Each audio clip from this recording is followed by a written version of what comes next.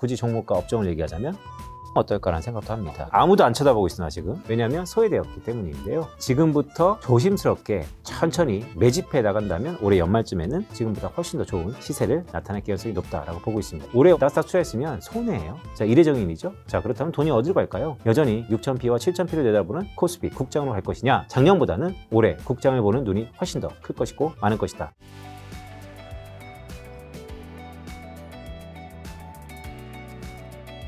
네, 빈센트 위원님과 함께하는 2월의 시간인데요. 굉장히 뜻깊은 날입니다. 오전장이 시작하고 얼마 안 된 시간인데 오늘 드디어 코스피 6,000 시대를 넘었습니다. 그리고 삼성전자 20만 원도 넘었고 사실 어제 넘었죠. 그리고 하이닉스 100만 원도 넘었습니다. 이런 시대에 어떻게 느끼고 계세요? 또 증시에 주식시장에 살아 계시니까 훨씬 감정이 다를 것 같으세요. 몇 년 동안 계셨습니다. 그렇죠. 제가 김작가 TV에 나와서 김작가와 인연을 맺었을 때가 코스피가 한 2,000포인트. 네, 2,000 뭐 초중반이겠죠. 네, 격세지감이죠. 자, 6,000P 시대. 하지만 계속해서 말씀드리지만 6,000P라는 거 물론 괄목할 만한 성적입니다. 하지만 종착지가 아닌 기착지라는 말씀 계속해서 드리면서 앞자리가 이제 5,000P 이후에는 6, 7, 8 계속해서 빨리 바뀔 가능성이 높다는 측면에서 매월 김작가 TV를 통해서 제 뷰를 말씀드리도록 하겠습니다. 자, 이제 코스피 6,000 시대를 넘어 7,000까지 가능하다는 낙관론. 이제 낙관론 같지 않습니다. 뭔가 목표가 달성이 가능한 희망론 같다라는 느낌. 이제 뭐 8,000, 9,000 이제 만도 곧 있으면 나오지 않을까라는 생각도 드는데 이게 단순한 희망회로 이제 실제 실적이 뒷받침된 수치인지 어떻게 판단하시고 올해 지수 상단 현재 증권사나 외 해외 증권사에서는 한국의 코스피 어느 정도 나오고 위원님 어떻게 보시는지요? 제 하나증권의 공식 뷰가 있습니다. 물론 뭐 여러 가지 시나리오 중에 지금 현재로서는 가장 최상의 시나리오 중에 하나인데요. 우리 코스피 지수가 7,900포인트입니다. 7,900포인트까지 갈 수 있다라고 전망하고 있고 지금 현재 기준으로 여의도에서 가장 높은 전망치를 제시하는 하우스입니다. 7,900. 네. 자, 그럼 지수 상승 이끈 핵심 동력은 아무래도 뭐 크게 세 가지겠죠. 이재명 정부의 정책 드라이브 당연히 있을 거고요. 통화 완화 기대, 반도체 실적 개선들이 꼽힐 텐데 그 외에 혹시 요인들이 있는지랑 만약에 앞에 요인이 다르면 이 동력들은 언제까지 유효할까요? 네, 일단 실적이라는 건요. 계속해서 돈을 벌고 있다는 거. 하지만 돈을 버는 가운데 메모리 반도체가 계속해서 그 중심에 있다는 게 매우 중요하고요. 자, 그렇다면 이것의 끝자락은 어디까지 될 수 있을까? 물론 뭐 미래는 아무도 알 수 없죠. 하지만 최근에 하이퍼스케일러들이 계속해서 AI 투자를 하고 있다는 것이 결국 우리 메모리 반도체의 수혜가 앞으로도 이어진다라고 할 수 있고요. 자, 엔비디아 실적 발표가 코앞입니다. 엔비디아 실적 발표 좋겠죠? 자, 그렇다면 매출에 대한 증가율도 여전히 우리 메모리 반도체에 대한 기대감을 이어갈 수 있는 가장 큰 원동력이다. 더구나 또 노무라증권, 저희 하이나증권도 마찬가지지만 외사에서요. 올해 삼성전자와 SK하이닉스가 돈을 얼마나 버냐라고 하면 합산 영업이익이 한 450조 원이 될 거다라는 얘기도 있어요. 그렇기 때문에 지금보다 훨씬 더 높은 영업이익률에 대한 기대감이 있다라는 말씀도 드립니다. 자, 그럼 이제 반도체 안 여쭤볼 수 없는데요. AI 인프라 투자가 학습에서 추론 시대로 넘어가고 있죠. 이러한 흐름이 반도체 및 빅테크 밸류체인에 미치는 영향은 어떻게 되는 걸까요? 네, 추론이라고 하는 것이 어떤 걸 의미할까요? 좀 더 쉽게 말씀드리면 훨씬 더 메모리가 많이 들어갑니다. 훨씬 더 빠른 메모리가, 그러니까 고사양의 메모리가 필요합니다. 그렇다면 현재 고대역 메모리 HM4E 뭐 이런 얘기도 하는데 F라는 얘기도 하고요. 전반적으로 고대역폭 메모리가 앞으로 더 필요하다는 거. 그렇다면 전 세계에서 메모리 반도체를 만들 수 있는 헤게모니를 갖고 있는 미국의 마이크론뿐만 아니고 삼성전자, 그다음에 SK하이닉스가 두각을 나타낼 가능성이 여전히 있다라는 말씀도 드립니다. 자, 삼성전자가 글로벌 DRAM 점유율 1위를 탈환하고 연간 영업이 200조 원 시대를 예고했는데 그럼 20만 전자, 100만 하이닉스가 된 지금 반도체 추가 상승 여력은 어느 정도고 지금 안 가지신 분들이 사도 되는 것인가? 네, 사도 됩니다. 사도 된다. 네, 사도 될 것 같고요. 자, 공식적인 비율을 좀 말씀드릴게요. 저희 하나증권에서는 김로커 위원이 저희 반도체 애널리스트인데 삼성전자의 타겟 프라이싱이 25만 원입니다. 그 다음에 SK하이닉스가 146만 원 정도, 그러니까 한 러프하게 150만 원을 보고 있다는 거. 자, 지금보다 업사이드 포텐셜이 여전히 열려 있다라는 말씀을 드리면서 SK하이닉스가 삼성전자보다 좀 더 아웃퍼폼, 즉 베타가 좀 더 크게 있다라는 말씀을 드리는데요. 그런 의미에서 보면 저 개인적으로도 여주사라는 말씀을 계속해서 드리고 있잖아요. 여전히 우리는 주도주인 반도체, 그 중에서도 모멘텀 플레이가 가능한 SK하이닉스가 여전히 유효하다라는 말씀을 드립니다. 주가는 굉장히 삼성전자 하이닉스 많이 올랐지만 많은 전문가분들이 현재 밸류에이션 실적 대비 저평가 상태이다. 특히 뭐 해외에 있는 TSMC나 이런 데 비교하면 여전히 비싼 건 아니다. 가격은 올랐지만 얘기하는데 이거는 일리가 있는 의견인가요? 그러니까 이제 결국 시크리컬이라는 있다라는 거죠. 네. 그러니까 돈을 벌 수 있는 기간이 한정돼 있고 돈을 벌 수 있는 타이밍이 짧다라는 것이 한국의 네. 코리아 디스카운트 요인의 가장 큰 얼개인데요. 최근에는 상황이 조금은 달라진 것 같습니다. 물론 반도체를 시크리컬이라고 볼 수 있죠. 여전히 시크리컬합니다. 하지만 이 사이클이 이전에는 1, 2년이었다면 지금은 3에서 4년, 4에서 5년 계속해서 롱텀하게 길어질 수 있다는 방점에서 시크리컬한 디스카운트 요인이 점점 해소되고 있다라는 말씀을 드리고 있습니다. 자, 한국의 SK하이닉스와 삼성전자의 P, 즉 밸류에이션이 한 10배 정도의 코스피 지수의 밸류에이션을 보고 있는데요. 그게 미국처럼 뭐 20배, 25배가 아니더라도 지금보다 리레이팅, 좀 더 부가가치를 둔다면 훨씬 더 높은 수준에서 우리는 주가를 볼 수 있다는 말씀도 드립니다. 이번에 삼성전자가 HBM4를 세계 최초로 양산했다는 소식이 있었는데 그러면 앞으로 삼성전자가 HBM4에서 주도권 가져갈 수 있을까요? 삼성전자 그러면 우리가 초격자라는 얘기를 많이 들었었죠. 한때 HBM은 삼성전자가 SK하이닉스한테 초격자 역할을 뺏긴 거는 사실입니다. 하지만 절치부심해서 새로이 HBM4 시장에 노크를 하고 이미 진입을 했죠. 자, 지금부터는 매기 효과라는 말씀을 계속해서 드리고 있습니다. 경쟁은 좀 더 나은 긍정적인 효과를 나타내는 측면에서 저는 삼성전자, 물론 두각을 나타낼 수 있고 최근 20만 전자가 되는 그 가운데서 삼성전자가 저평가되었다라는 얘기는 올드 패션일 것 같아요. 이제는 저평가는 국면보다 앞으로 초격자의 지위를 다시 한번 갖추는 삼성전자가 될 수 있다라는 말씀도 드립니다. 저 삼성전자가 주가가 또 많이 오른 것 중에 하나가 범용 디램 가격이 급등한 것도 있는데 이 DDR5 마진이 HBM 추월할 수 있다는 분석도 있는데 이런 수익성 역전 형상이 주가에 미치는 영향은요? 화면을 보시는 것처럼 DDR4 여기서 16기가지만 제가 8기가짜리 현물가를 갖고 왔습니다. 지금 한 35달러를 돌파, 30달러 정도 오른쪽입니다. 돌파했는데요. 자, 이 기울기를 한번 보세요. 자, 이게 어떤 걸 의미하느냐? 계속해서 가격이 P가 높아지고 있다는 최근에 들어서 이 상승률은 이전에 비해서는 다소 둔화되고 있습니다. 하지만 앞으로는 이 상승 추세가 여전히 이어지고 있다. 어디까지? 글쎄요. 적어도 2026년 말 2027년까지도 쇼티지, 즉 공급 부족에 대한 현상이 이어지고 있다는 것이 가장 큰 방점이고요. 그럼 이렇게 왜 이어지냐? 제가 수많은 사람들이 나레이션을 얘기하는 걸 데이터를 한번 갖고 왔습니다. 자, 미국 연준에서 2월 중순에 워킹 페이퍼가 하나 올라왔는데요. AI 관련 수익량이 전 세계적으로 이렇게 드라마틱하게 올라가고 있다는 것입니다. 자, AI라는 건요, 최근에 나타나는 혁명과 같은 분야이기 때문에 관련된 매크로 지표가 딱 싱크되어 있는 게 없습니다. 따라서 지적재산권, 더 나아가서 뭐 건설 등등으로 인해서 GDP 국민계정 안에서의 AI 비스무리한 것을 우리가 추산해서 GDP의 몇 %라고 가름할 수밖에 없는 상황인데 이번에 연준에서 AI related import 그래갖고 AI 관련된 수입, 양품 등등을 인덱스화해서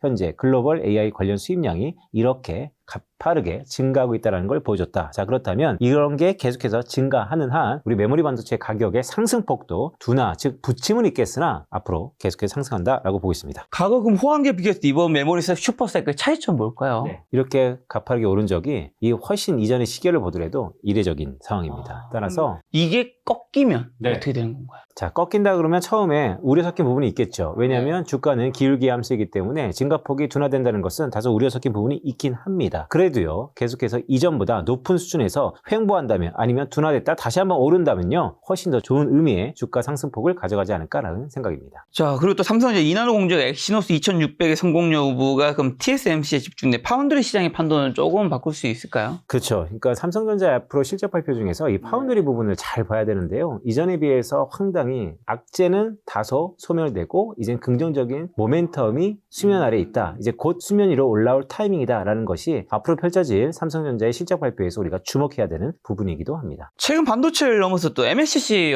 업황까지 슈퍼사이클에 진입했다고 하던데 삼성전기 같은 부품주들이 이제 섹터도 좀 오르고 있는데 반도체 가파른 상승 계제국 휘행하며 기록적인 수익성을 보여주게 되는 건가요? 자, 이게 최근에 뜨겁죠. 삼성전기 네. 엄청 뜨겁습니다. 새로운 사이클에 진입했다. 빅 사이클의 이제 초입 단계다. 네. 다양한 애널리스트들의 보고서가 나오고 있는데요. 결국 D램 가격, 그다음 AI 확대에 대한 투자, 메모리 반도체 쇼티지, 거기에 밸류체인 상에서 삼성전기로 이어지는 그 스프레드 아웃 효과가 앞으로도 유효할 거다라고 보고 있습니다. 연기금 수급이 개별 종목보다 ETF를 핵심 통로로 삼을 것이라는 분석이 많습니다. 코스닥 관련 ETF 투자는 앞으로 유효한 전략일까요? 자, 코스닥 투자. 오늘도 보면 6,000비 시대의 코스닥이 시세를 나타나고 있다 하지만 이미 그 상승폭은 여전히 코스피에 밀리고 있습니다. 자, 왜 그럴까요? 라고 보면 코스닥은요, 올해 한 2분기쯤에 매우 뜨거울 가능성이 높아 보입니다. 첫 번째는 정책에 대한 기대감이 물론 있죠. 150개 정도의 기업들이 앞으로 시장으로 순차적으로 퇴출되게 될 것입니다. 네. 다양한 요건들이 있죠. 즉 정화작용이 있다는 거. 자, 연기금이 코스닥에 문을 두드리려면요. 글쎄 패시브 투자라는 것은 시가총액 대비 A부터 Z까지 쭉 사겠죠. 하지만 돈을 버는 기업은 국한돼 있고 로보틱스 같은 밸류에이션은 1000배가 넘습니다. 즉 데이터를 보고 투자하기에는 다소 어렵다라는 부분이 있는 거죠. 따라서 코스닥은 개별적인 기업으로 종목으로 접근하기보다 인덱스 투자가 좀 더 리즈너블, 즉 합리적인 투자가 아니다라는 생각을 개인적으로 갖고 있고, 따라서 코스닥 지수에 대한 투자는 연기금이 정책적인 드라이브에 의해서 연기금 자금이 들어올 가능성이 높다라고 보고 있습니다. 자, 그것도 2005년에서 2008년 펀드 열풍기, 2020년 동학개미 운동 당시에도 자금 유입이 주가를 앞지를 때 조정이 또 찾아오게 됐는데 현재 유동성 증가 속도는 어느 지점에 와 있을까요? 네, 화면 한번 보시죠. 자, 코스피 지수가 6,000포인트를 증가하는 상황에서 고객 예탁금, 즉 시장에 돈이 얼마나 많냐? 네, 104조 원입니다. 자, 제가 2000년부터 시계로 쭉 그려봤습니다. 어떻죠? 과거에 말씀드렸던 2005년도의 열풍, 그 다음에 2020년도의 동학개미 열풍. 자, 2020년 동학개미의 가파른 상승세, 지금이 훨씬 더 가파르다. 즉 지금은 포모 현상으로 시장에 돈이 엄청 많다라고 할 수 있겠습니다. 자, 그럼 이런 상황에서 올해 상반기 유망 섹터, 지금 2월 말인 지금 어떤 섹터 담아야 한다고 보시나요? 네, 여전히 주사, 즉 반도체 담아야 될 것 같고요. 두 번째는요, 최근에요, SMR을 비롯해서 원전, 즉 소형 원전에 대한 기대감이 좀 높아 보입니다. 그래서 소형 원전에 대한 기대감을 갖자라는 말씀을 드리면서 끝으로 세 번째는요, 굳이 종목과 업종을 얘기하자면 화장품 어떨까라는 생각도 합니다. 네, 화장품 왜냐면요, 제가 지난달부터 계속해서 말씀드리죠. 아무도 안 쳐다보고 있으나 지금. 왜냐하면 소외되었기 때문인데요. 그런데 주가가 그 기업의 펀더멘털, 즉 돈을 번다면 반드시 주가는 펀더멘털에 수렴한다는 측면에서 보면 화장품에 대한 돈을 버는 가능성, 또한 한국의 13개 대표 품목들 중에 수출 증가율은 여전히 증가하고 있거든요. 그런 측면에서 보면 화장품이 살짝 소외되었지만 앞으로 지금부터 조심스럽게 천천히 매집해 나간다면 올해 연말쯤에는 화장품도 지금보다 훨씬 더 좋은 시세를 나타낼 가능성이 높다라고 보고 있습니다. 따라서 여주사 여전히 반도체, SMR 비롯한 원전, 화장품 이 세 가지를 주의 깊게 보자라는 말씀을 드립니다. SMR이라고 하면 뭐 중소형주보다는 아무래도 대부분 사람들이 알고 계시는 네. 대형주. 맞습니다. 우리가 대형주라 그러면 뭐 현대건설, 내우건설, 건설업체가 아닙니다. 최근에 원전을 하고 있고요. 또 한전기술 등등이 있다라고 할 수 있겠습니다. 자, 방금 건설회사 건설이 아니라는 게 SMR 관련해서 건설회사를 투자하지 말라는 의미인 건지 이제는 뭔가 기업이 색깔이 변하고 있다는 의미인 건 좀 헷갈리실 것 같아요. 네, 좋은 질문이신데요. 현대건설, 건설하는 회사였죠. 대우건설, 건설하는 회사입니다. 하지만 건설보다 훨씬 더 이제는 원전하는 회사로서 자리매김하고 있다. 자, 그 기업이 건설에서 원전으로 피버팅하고 있다. 새로운 밸류에이션을 부각받고 있다라고 할 수 있겠습니다. 자, 코스피 6000 시대에 많은 분들이 축포를 터뜨리고 있지만 그럼에도 불구하고 어쨌든 너무 많이 오른 기울기 때문에 그 기울기만큼 공포감과 불안감도 있는 것 같아요. 자, 이 불안감의 원인 어디에 있을까요? 자, 불안감의 원인. 가진 사람도 언제 팔지에 대한 고민, 안 가진 사람은 언제 내가 가질 수 있을까, 포모에 대한 고민, 여러 가지 고민이 많은 시국이죠. 그렇게 보는 가장 큰 이유는 가파르게 올랐기 때문입니다. 자, 작년에 코스피 지수가 75% 인덱스가 올랐습니다. 올해 2월 아직 한 하루 이틀 남았지만 1, 2월 달에 코스피 지수가 30% 이상 올랐습니다. 자, 작년 12월 달에 오른 만큼 두 달 만에 거의 절반 이상이 올랐다는 것이죠. 그렇죠. 더구나 삼성전자와 SK하이닉스가 올해 코스피 지수의 상승폭보다 훨씬 더 크게 상승했습니다. 앵커링 역할을 하고 있는 거죠. 즉 가진 자만의 행복이다. 자, 그런데 이런 불안감의 근저에는요, 경기가 자리 잡고 있습니다.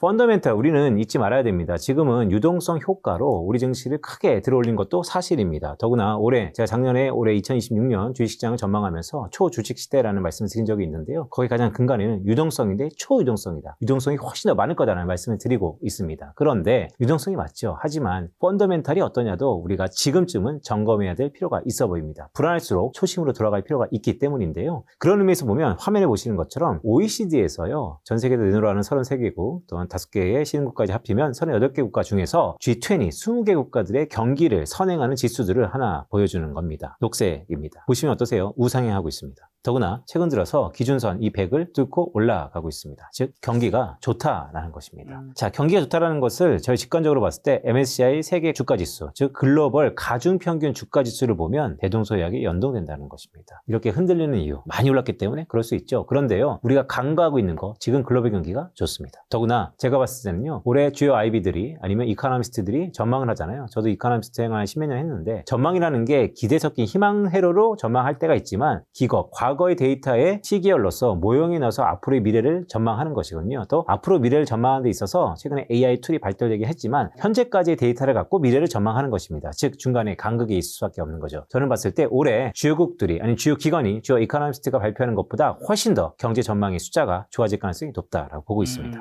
OECD G20 경기 선진지수가 8개월 연속 상승하며 100포인트를 기록했는데 이것이 MSCI 세계 주가 지수상승에 구체적으로 어떤 영향을 미친다는 걸까요? 네, 화면에 보시는 것처럼 결국 콜릴레이션이 같다. 즉 OECD 경기 선행지수 녹색이 올라가면 올라갈수록 MSCI 세계 글로벌 주가지수도 연동한다는 측면에서 보면 계속해서 경기가 어떠냐를 우리는 점검해야 되는데 지금 OECD 기준으로 보면 2025년 6월, 작년 6월 이후에 글로벌 경기는 확장 국면에 있고 그 상승폭은 이어지고 있다라고 할 수 있겠습니다. 미국 4분기 또 GDP 속보치가 1.4%로 부진했는데 셧다운 영향을 제외하면 견고하다는 분석도 있는데 정부 성장 기여도 하락을 일시적으로 보는 근거는 있을까요? 네, 일단 자료를 좀 보시죠. 헤드라인을 보면요. GDP가 안 좋았습니다. 1.4%로. 그래서 물론 이게 발표될 즈음 해서 트럼프의 관세 대법원 위법 판결이 났었거든요. 따라서 세계가 참 휘몰아쳤습니다. 트럼프 관세의 불확실성은 높아졌고 미국 경제를 보니까 경제도 생각보다 안 좋고 그런데요. 제가 데이터를 하나하나 까보니까 아닙니다. 미국 경제 좋습니다. 왜 이렇게 보는 이유는 일시적인 요인, 아까 김 작가님이 말씀 주셨던 것처럼 지난 4분기에 미국이 43일 동안 정부 폐쇄 현상이 있었습니다. 일시적인 현상이죠. 정부가 폐쇄되는 동안 화면에 보시는 것처럼 정부의 성장 기여도가 마이너스 0.9%포인트입니다. 자, 1.4% 정도 성장했거든요. 지난 4분기에. 물론 정부의 마이너스 부분이 100% 성장에 기여하지 않는다 하더라도 할 절반만 기여한다 하더라도 미국의 성장률은 2%라는 거죠. 즉 2%의 성장하는 미국의 경제 사이즈를 놓고 봤을 때 성장률이면 저는 why not? 나쁘지 않다라는 생각을 갖고 있고요. 그런 의미에서 보면 앞으로 잠정치, 확정치가 발표될수록 수많은 데이터들이 업데이트가 됐고 수정, 리바이즈가 될 겁니다. 그런 의미에서 보면 겉으로 봤을 때는 미국 경제 지난 4분기 1.4% 연율 성장 안 좋아진다는 게 뉴스 헤드라인상에 있지만 세부 데이터를 보면 아니다. 오히려 일시적인 요인을 차치하고 본다면 좋다. 왜냐하면 2026년 들어서 간밤에 나왔었던 미국의 소비자 심리지수 등등을 놓고 보더라도 소비 심리가 살아나고 있고 실제 2026년에는 아직까지는 미국의 셧다운은 일단락 됐다라고 할 수 있겠습니다. 미국도 ISM 제조업 신규 수주가 급등하며 한국 수출 상승을 예고하고 있는데 과거 설에 비교했을 때 이번 제조업 경기 반등의 강도는 어느 정도일까요? 네, 이번에 가파르게 상승하고 있습니다. 화면 한번 보시죠. 자, 녹색이요. 말씀하셨던 것처럼 미국의 제조업 서베이 지표 중에서 신규 수주 지수입니다. 화면에 보시는 것처럼 이렇게 가파릅니다. 이렇게 가파르게 오른 게 언제냐면요. 2026년 제목에 있죠. 6월 팬데믹 이후에 처음입니다. 화면에 보시는 것처럼 이때 팬데믹 이후에 급반등했을 때 이후에 가장 높은 증가폭입니다. 그런데 이게 뭐하고 중요하냐면요. 화면에 보시는 것처럼 이게 회색이 한국 수출입니다. 최근에 한국 수출도 이렇게 가파르게 상승하고 있습니다. 자, 무슨 얘기일까요? 미국이 수주, 새롭게 주문을 늘리고 있다. 근데 거기 중심에는 모두에 말씀드렸던 것처럼 AI 관련된 투자가 있고 거기에 핵심 부분에는 반도체를 위시한 승용차, 화장품 등등이 있다. 그런데 거기에 많은 부분은 우리 한국 수출이 자리매김하고 있다. 자, 미국의 제조업의 신규 수주가 늘어난다. 그것도 팬데믹 이후에 가장 크게 늘어나고 있다. 그렇다면 직관적으로 봤을 때, 가능성으로 봤을 때, 연결고리로 봤을 때 한국의 수출도 증가한다. 한국의 수출이 증가한다는 것은 우리 코스피 지수의 긍정적인 상승 요인이다라고 할 수 있겠습니다. 올해 경제 성장이 또 예상을 넘을 것이라 확실한 결정적 지표 같은 거는요. 네, AI 투자 때문입니다. 모두에 말씀드렸던 것처럼 결국 지금 미국의 GDP를 말씀드렸을 때 정부 부분이 크게 마이너스입니다. 근데 이 부분이 플러스로 개선될 것입니다. 하나 말씀드렸고요. 두 번째는요. AI 관련된 수입액이 늘어나는 거 보였었죠? 기본적으로 미국의 생산성 제고가 늘어나면서 수출과 수입 더 나아가서 성장률 자체를 올리고 있다라고 할 수 있겠습니다. 자, 연준에 대한 또 이야기도 여쭤봤는데 12월 전도표 1월 의사록이 사기인데 연준 내부의 이슈가 시장의 불확실성을 키우고 있는데요. 위원들 간의 이견이 금리 인하 시장에 미칠 영향은요? 일단은 5월 15일 날 새로운 연준 의장 케빈 워시라고 우리가 지명돼 있는데요. 엔간하면 지명될 것 같습니다. 5월 15일 이후에 연준의 행태가 매우 중요한데요. 연준은 전도표를 통해서 올해 한 차례 인하할 거다라고 보고 있죠. 하지만 글쎄요. 시장은 올해 한 차례도 어렵지 않나?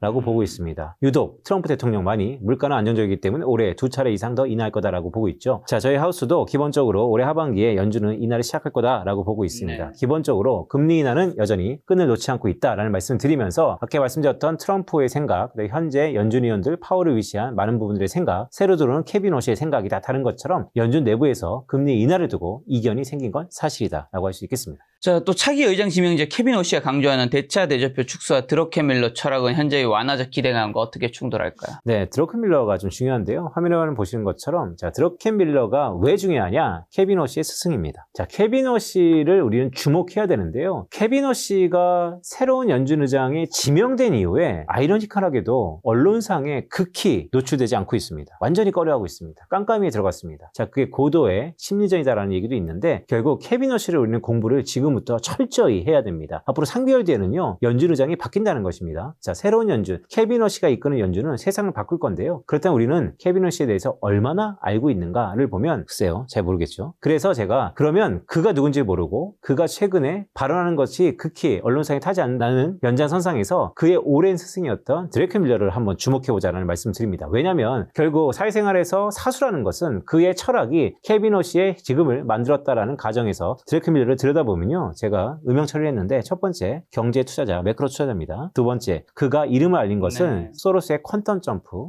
더 나아가서 1992년에 파운드화를 쇼 때리면서 공매도 전략으로 성공했던 이력. 자, 이런 것들이 어떤 걸 의미하냐면 확률이 기울 때 크게 베팅한다는 철학을 갖고 있다는 것입니다. 자, 지금은 금리 인상이냐 금리 인하냐 이견이 반반이죠. 하지만 올해 하반기에 다양한 이벤트로 인해서 만약에 금리 인하 쪽으로 가닥이 잡힌다면 케빈 오씨가 이끄는 연준은 생각보다 금리 인하를 크게 할 수도 있다라는 말씀을 드리면서 이 부분 좀 주목하고 싶습니다. 거시경제 투자자이면서 드러켄밀러는 유동성을 중시했다라는 것입니다. 자, 시장에 영향을 미치는 것은 유동성이다. 자, 코스피 지수가 6,000피를 돌파했는데요. 도대체 근거가 뭐냐? 실적 좋아집니다. 그래도 그거 이외에 또 다른 근거가 뭐냐? 유동성이다. 그럼 혹자는 이런 얘기하죠. 유동성이 근거면 아무런 근거 없는 거랑 똑같다. 왜냐하면 돈이라는 것은 꼬리피가 없기 때문에. 하지만 저 생각은 좀 다릅니다. 자, 지금의 유동성, 고객 예탁금 104조 원, 더구나 이 유동성이 어느 한 곳으로 귀결된다면, 집중된다면 이 유동성의 효과는 우리가 무시할 단계는 아니다라는 말씀을 드립니다. 드러켄밀러 이야기가 나와서 드러켄밀러도 좀 더 여쭤보면 유동성이 이제 펀더멘털보다 시장을 더 많이 움직인다고 드러켄밀러가 이제 위원님 말씀을 이제 강조했는데 현재 글로벌 시장에서 그럼 유동성 흐름이 가장 왜곡된 것은 어디일까요? 자, 유동성이 왜곡돼 있다. 자, 정의를 내리면 어떤 걸까요? 들어오는 돈이 있는데 나가는 돈이 없다라고 한다면 글쎄요, 최근에 동산과 부동산을 놓고 봤을 때 부동산 자금이 아닐까라는 생각을 합니다. 자, 돈은 흘러야 되는데요. 들어가기가 하고 나가는 데는 좀 어려움이 있다라고 하면 상당히 어려운 국면이다라고 할 수 있겠고, 그런 왜곡이 어떤 정책에 의해서 아니면 어떤 시발점에 의해서 모멘텀에 의해서 트리거에 의해서 그게 열린다면 또 다른 쪽으로 유동성이 확대되고 쏟아질 거다라고 보고 있고, 국내를 보면요, 최근에 6월달 지방선거를 앞두고 부동산 수요 억제 정책이 순차적으로 나오고 있지 않습니까? 그렇다면 들어가는 돈과 나오는 돈에 이 나오는 돈의 윤활유가 터진다라고 한다면 그 돈은 다 어디로 갈까? 글쎄, 동산으로 간다라는 것에 방점이 있고요. 과거 같으면 서학개미한테 가겠죠. 하지만 최근에 들어선 저도 이 데이터 보고 깜짝 놀랐는데 나스닥이요, YTD가 지금 마이너스입니다. 올해 나스닥 투자했으면 손해예요. 자, 이례적인이죠. 자, 그렇다면 돈이 어디로 갈까요? 여전히 6,000피와 7,000피를 내다보는 코스피 국장으로 갈 것이냐, 아니면 아직은 조금 단계 지지부진한 미국으로 여전히 갈 것이냐. 자, 시청자분들의 선택이 있지만 과거보다는, 적어도 작년보다는 올해 국장을 보는 눈이 훨씬 더 클 것이고 많을 것이다 라고 보고 있습니다. 확률을 기울 때 크게 베팅하다 아니면 즉시 끊는다는 손절매 규율을 강조하는 게 드러켄밀러 투자법 같은데, 일반 투자자의 그 변동성 장세에서 이 철학을 적용할 방법은요? 네, 저는 이러한 것의 연장선상에서 계속해서 밀리면 사라, 더 나가서 무엇을 사냐? 여주사라는 말씀을 드리죠. 집중해야 됩니다. 왜냐하면 자, 돈을 버는 게 확실한 기업, 또한 앞으로도 그 성장에 대한 기대가 높아지는 기업. 비싸다? 글쎄요, 과거 피어그룹과 따지면 현재 SK하이닉스가 비싸다라고 생각하진 않습니다. 적어도 앞으로 이런 흐름이 지속되는 한 계속해서 우리는 무시하고, 많이 쏠림이 있다고 그것을 무시하지 말자라는 말씀도 드립니다. 최근 또 AI 관련 수입 지표와 그럼 DDR4 환물 가격이 동반 상승하고 있는데, 과거 반도체 슈퍼사이클 비교했을 때 현재의 상승 흐름은 그러면 좀 어느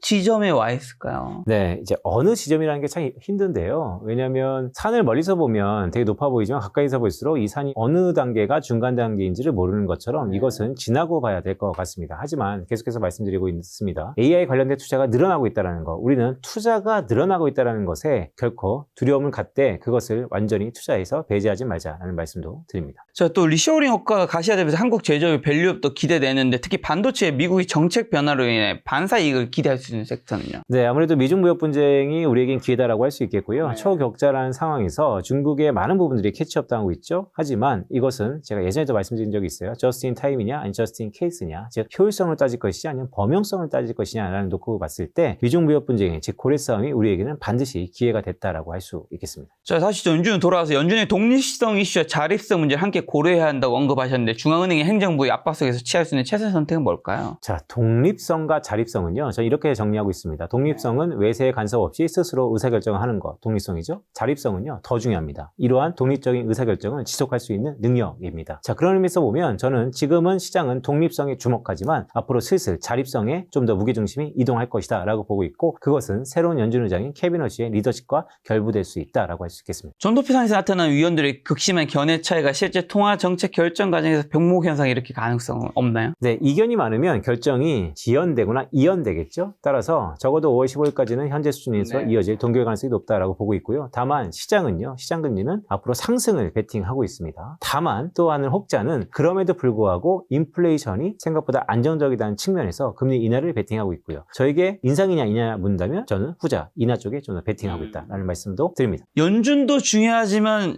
연준과 어쨌든 뭐 독립된 곳이긴 하지만 그 위라고 볼 수 있는 트럼프 행정부가 또 중요할 텐데, 트럼프 행정부 지지율이 하락세를 보이는 가운데 행정부와 사법부의 마찰이 주시장에 뭐 부정적인 신호인가요? 긍정적인 신호인가요? 저는 긍정적으로 봅니다.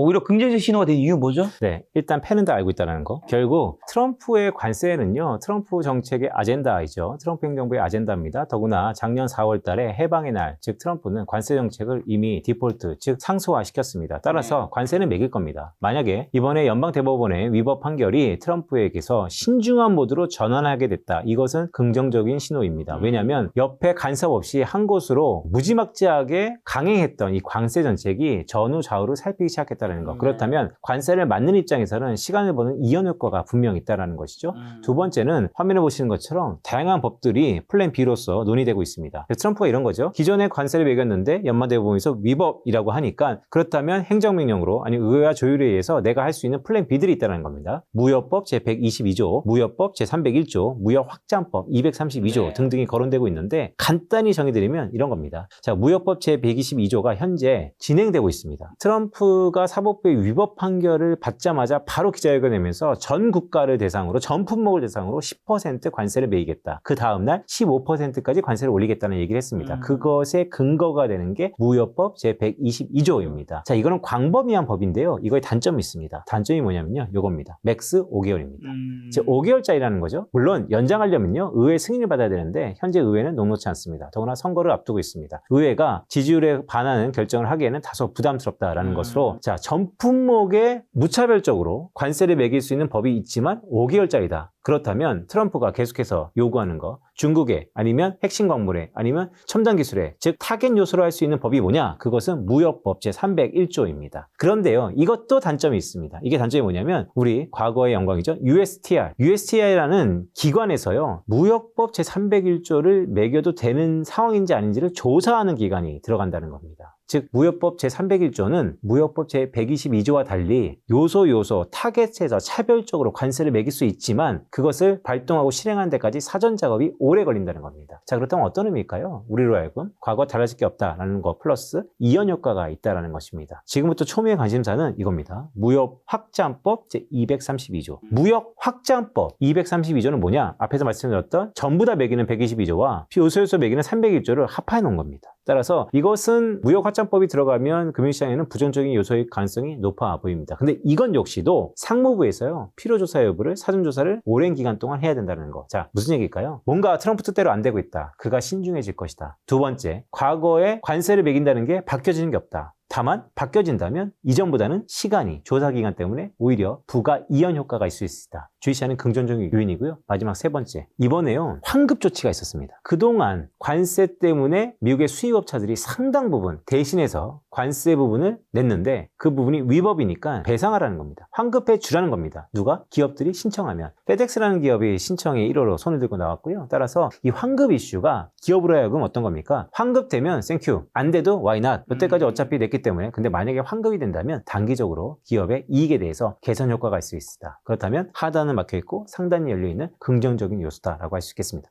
무역법 122조 금 적용 시 관세 상한이 말씀하신 대로 15%로 상한이 제한되는데 일기 행정부 시절의 고관세 정책과 비교했을 때 시장이 느낀 피로도는 어떻게 달라지는 거죠? 피로도는 되게 짧고 영향은 장기간, 단기간에 끝날 것이다. 물론 실물 경제는요, 계속해서 영향이 클 겁니다. 왜냐하면 이런 관세에 대한 미국 입장에서 재정 수입에 대한 우려가 금리 상승으로 표출되면서 주식시장에는 부정적일 수 있죠. 하지만 이것은 다 우리가 알고 있는 학습 효과가 있다는 거. 즉 관세는 이미 내성이 생겼다는 측면에서 이전보다 관세율이 낮아질 가능성이 높다라는 것에 방점이 있다라고 할 수 있겠습니다. 대부분의 IPA 위법 판결 이후 실효 관세율 하락과 관세 이행 가능성도 제기되는데 이것이 국내 수출 기업들에는 어떤 기회 요인이 될까요? 일단은요, 우리 지금 여주사라고 할 수 있는 주로 반도체는요, 수출 제외 품목이었습니다. 따라서 별 상관없어요. 두 번째, 최근에 뜨거운 피지컬 AR이 비롯해서 현대차, 기아차 이런 승용차도요, 네. 이미 품목 제외 현상입니다. 따라서 우리의 굵직굵직한 현재 우리 코스피 지수를 이끌고 있는 대형주에서는 극세, 이것은 다른 나라 얘기다라고 할 수도 있겠습니다. 하지만 전반적으로요, 이전보다 실효 관세율 자체가 낮아질 가능성이 높다는 측면에서 저희는 이전보다 더 나쁠 건 없다라는 생각입니다. 관세 부가 절차에서 발생한 행정적 지연과 환급 이슈가 글로벌 공급망의 병명 현상을 완화하는 촉매제가 될 수 있을까요? 된다면 되겠죠. 된다면 되겠는데요. 아시는 것처럼 환급은요. 글쎄요. 이 법적 다툼과 절차, 지금부터 환급 신청하면 아마 내년 이쯤 올까요? 즉 오랜 시간이 걸릴 가능성이 높다는 측면에서 더 이상 처음에 단기적인 이슈일 수는 있지만 중장기적으로 주식시장 입장에서입니다. 주식시장 입장에서는 중장기적 이슈는 아니다라는 말씀을 드립니다. 자, 마지막으로 지금 현금 한 1억 원이 있는 분이라면 어디에 어떻게 투자하면 좋은지랑 2월 말에 투자 조언 한마디만 주고 가신다면요? 네, 제가 올해 들면서 작년 한 10월 달부터 이런 말씀하죠. 돈 생기면요, 지금은 주식을 할 때, 많이 올라도 주식을 할 때라는 말씀을 드리면서 그렇다면 무엇을 사는 게 좋냐? 계속해서 말씀드립니다. 여주사. 코스피 6천 시대인 지금도 주식 사도 되고 지금도 삼성전자 20만 원, 하이닉스 100만 넘은 지금도 삼성전자 하이닉스를 사도 된다. 네, 믿어 의심하지 말자라는 말씀도 드립니다. 현재까지는 너무나도 잘 적중하고 있기 때문에 3월에 빈세트 위원님의 또 전망이 어떻게 적중할지 기대되는 시간입니다. 오늘 만난 손님은 빈세트 위원님이었습니다. 지금까지 소중한 시간 함께해 주셔서 정말 감사합니다. 오늘도 김 작가였습니다. 고생 많으셨습니다. 고맙습니다.